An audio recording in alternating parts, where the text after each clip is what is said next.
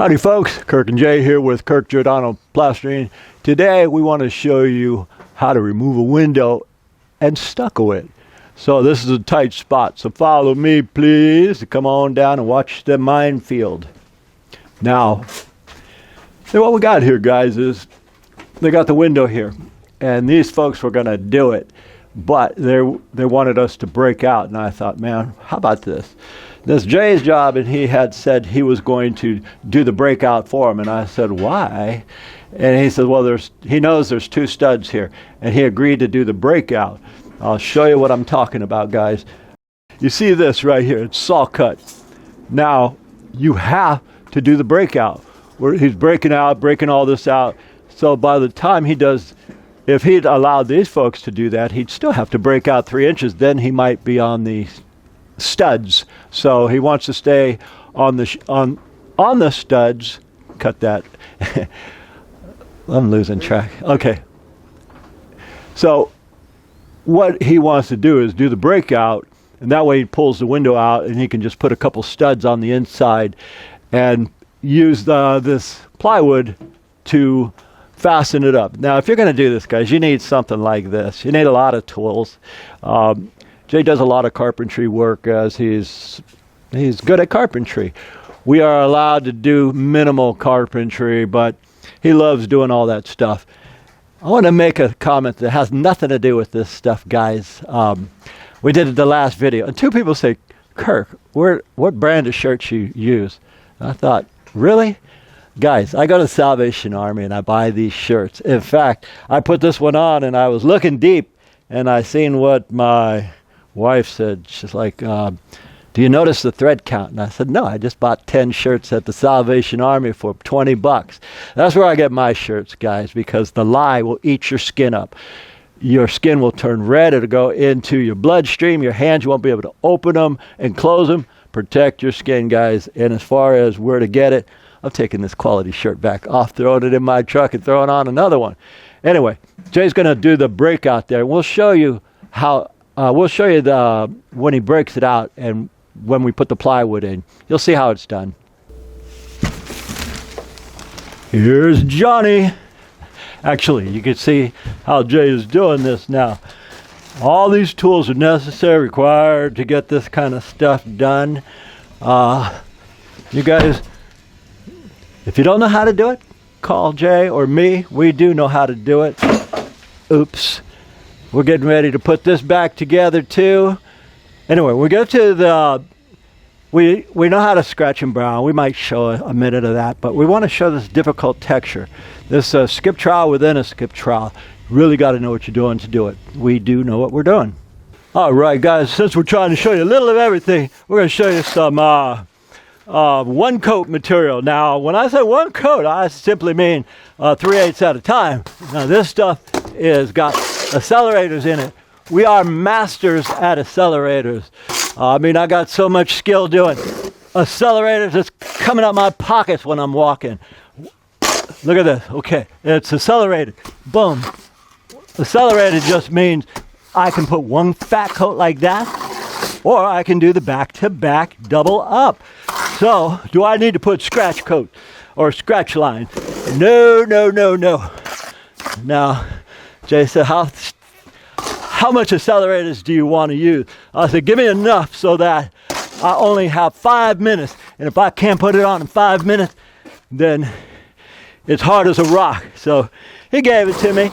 I think he is cheating because he gave me 10 minutes to put it on. But what I want to show you guys is how to master these one coat materials. One coat doesn't mean one solid coat. It just means 2 coats about 3/8 of an inch thick. But can you do one coat?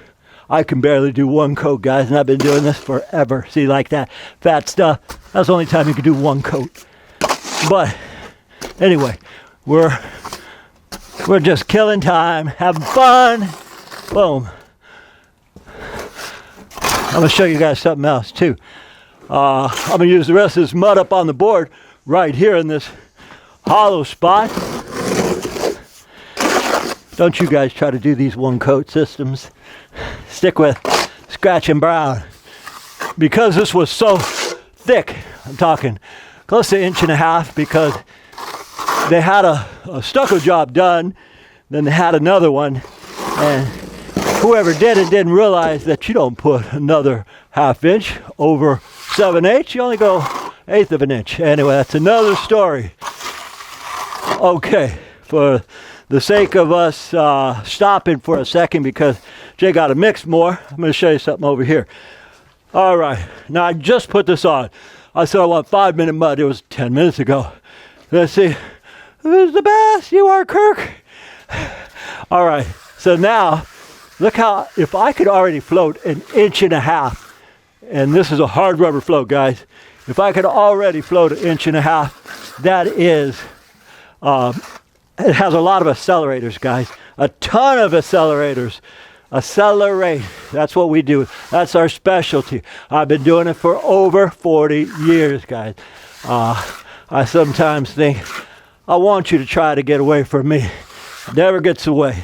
I always got control of it because I can look at it and see. So again, this is just, what does this do? This is a hard rubber float. It compresses it, compacts it so that it can breathe. If I were to take a steel trowel, if I was to do this, guys, that's sealing it, and then it would hell and crack when it dries. So what we want to do is open it. That's what this does. It opens it, compacts it, compresses it. All right, guys. We'll see you again in a second. We'll show you how to do the texture. But right now, Jay got to mix me up some more mud. Okay, guys, where's Waldo? That means, does that window look straight? It's not. What we're doing is, it was put in a little cockeye. What our job is to hide it because it's inset by a 1/2 inch. So we're going really heavy to disguise it. What kind of finish am I putting on here? Anybody know? This is called a skip trowel. A skip trowel, Spanish lace. There's a lot of different names for this. And when I was working with big crews way long ago, back when I was working with the union, this was the most popular. You know why? Because it hides everything. Say you have eaves, windows, doors, anything that's crooked or off kilter. This is the #1 finish that the union or say contractors would apply for brand new houses because it hides everything. Like the window there no longer shows that it was put in a little cocky, a little crooked. That's our job to fix it. So what we do is, now we put this texture on, but another thing we do is, there's a bonding agent on here. Doesn't look like it because it's dry. We put what's called Weldcrete. Weldcrete is blue, like glue. Anyway, with the Weldcrete, we can put another texture like this and go over the painted surface. This won't adhere to the painted surface unless it has the bonding agent. So that's what we're doing. We're just tying everything in. And you're supposed to go every which way, guys. Every which way. Straight, horizontal. Because we're doing a tie-in to hide a mistake. Nothing we can't handle. Go sideways, vertical, get some vertical texture in there, and then when this is going to be painted, we've got a lot more stuff we're doing here, other than just these two and that side window. So we are going to call it quits. My name is Kirk. Jason on the camera and his job. We thank you guys for watching, and as usual, we'll see you guys on the next one. All right, folks, we want to thank you for watching how we do things in the stucco and plastering world. We really enjoy your questions and comments, so if there's anything you want to learn about that we can show you, please let us know in the comments. And as always, from the entire Giordano family, we'll see you on the next one.